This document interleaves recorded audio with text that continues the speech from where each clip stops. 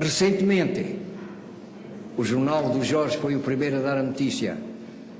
Tive a possibilidade de me ver ligado à filatelia portuguesa, porque há um selo comemorativo dos 150 anos da construção do caminho de ferro português no tramo de Lisboa ao Carregado.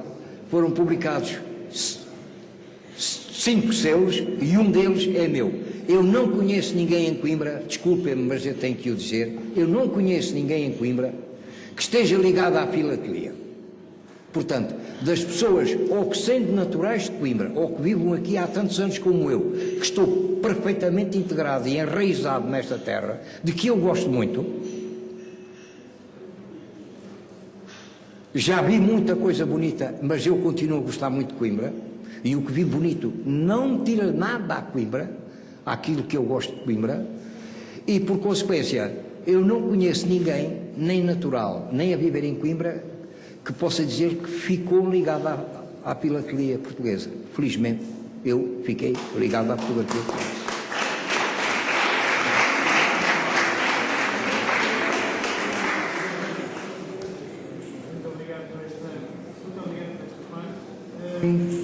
Uma outra pergunta que eu gostaria de fazer é relativamente como é que os jornalistas antigamente se davam entre eles, como é que eram vistos pela sociedade em geral.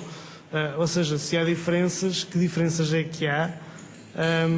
Porque visto antigamente ser pronto, tinham outros meios, por assim dizer, não sei, gostaria de saber se a receptividade aos jornalistas por parte das populações, das fontes, era diferente da de hoje. Com certeza que seria, e gostaria de saber qual era. Bom, posso responder? Pois é sempre um bocado difícil ser juiz em causa própria. De qualquer das formas, é evidente que havia diferenças. Desde logo, hoje já há, com carteira profissional, para cima de 10 mil jornalistas. Na altura, como vos digo, havia 100 e tal em todo o país, não é? Portanto, embora se deva também mencionar que os grandes jornais nacionais tinham normalmente correspondentes, muitos dos quais não eram jornalistas. Ou era o professor, ou era o padre, enfim, eram pessoas de algum modo mais cultas e que nos meios pequenos se encarregavam de dar conta do... Ora, é evidente que se me está a falar em termos de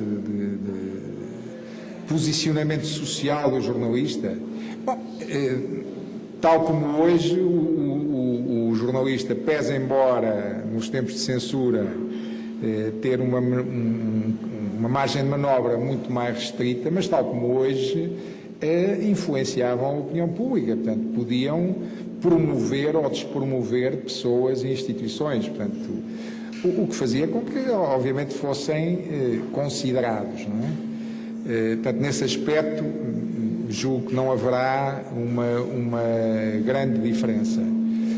A diferença existe, sobretudo, na quantidade, que hoje é realmente exponencialmente muito maior, portanto, mas em termos de reconhecimento social, sinceramente, não vejo que haja grande diferença.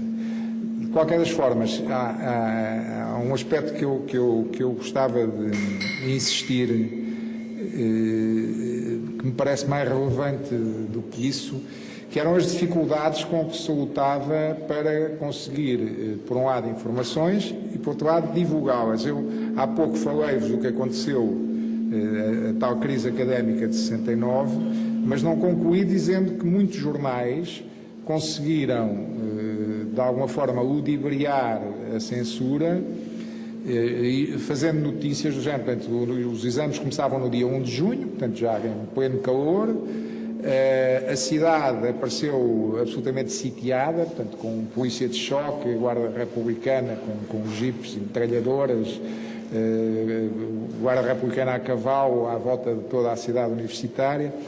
Portanto, houve jornais que, como é que conseguiram transmitir o que se passava? Recorrendo a imagens, dizendo ontem em Coimbra o dia apareceu muito nublado, turistas invulgares que realmente nunca se tinham visto na cidade nesta época. Portanto, quer dizer, metaforicamente tentando transmitir o que se passava. Muitas vezes isso acontecia.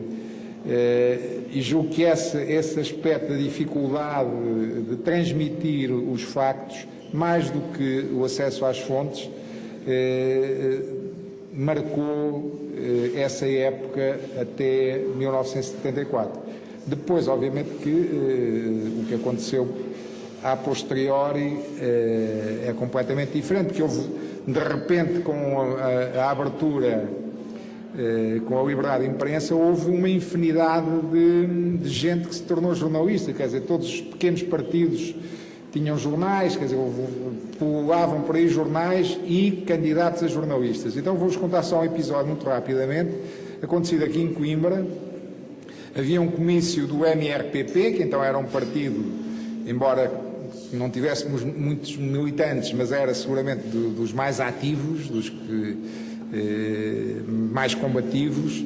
Então havia um comício marcado para o pavilhão da Palmeira e na redação do Diário de Coimbra houve um jovem estagiário jornalista que foi destacado para ir fazer a cobertura desse comício. O comício estava marcado para as 9h30 e está com um bocado de feedback e passado uma meia hora, portanto, por volta das 10 horas, apareceu na redação e perguntou-se, mas então...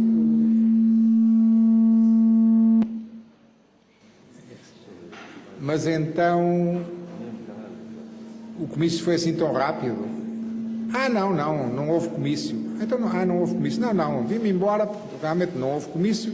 Pegaram-se todos à pancada, estão para lá a pancada uns aos outros, a destruir o pavilhão. Quer dizer, vejam a falta de sensibilidade. Eu, como ia para fazer o comício, uma vez que não tinha havido comício, o facto de estarem a destruir o pavilhão e à pancada uns com os outros, para eles já não merecia ser noticiado.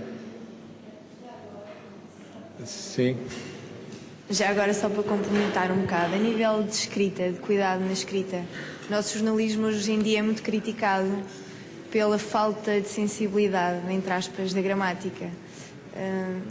Isso, por muito que me custe dizê-lo, é uma realidade, mas isso não é só no jornalismo, quer dizer, no próprio ensino, em todas as atividades, isto decorre da circunstância de o sistema de ensino se ter modificado também. Portanto, havia uma aposta muito grande no ensino do português, portanto, desde os primeiros anos havia também hábitos de leitura que infelizmente se foram perdendo, mas havia também porque as condições eram outras, a conjuntura era outra, não havia televisão, não havia a quantidade de solicitações que os jovens hoje têm, e realmente eu estou-me a lembrar que, mais uma vez, insisto nestes tempos da censura, é destes que eu mais gosto de falar, porque são aqueles que vocês menos conhecimento terão. Mas havia, por exemplo, os jornais desportivos nessa época, curiosamente, que hoje são encarados, enfim, com algum desdém em termos de escrita. Os jornais desportivos tinham talvez dos melhores jornalistas em termos estilísticos que existiam nessa fornada, nessas gerações de jornalistas que escreviam muitíssimo bem, quer dizer, as peças deles eram, embora jornalísticas, mas eram verdadeiras peças literárias que ainda hoje podem ser apontadas como referência. Portanto, havia de facto um trabalhar dessa matéria-prima que era a palavra, muito mais cuidado e muito mais rico do que hoje sucede. Porque também a forma de ler os jornais também era diferente, quer dizer, o ritmo de leitura era outro, havia mais tempo também para essa leitura, portanto, havia maior possibilidade de desenvolver as coisas. Hoje não, portanto, tem que ser muito sintético porque há uma infinidade de acontecimentos que importa relatar.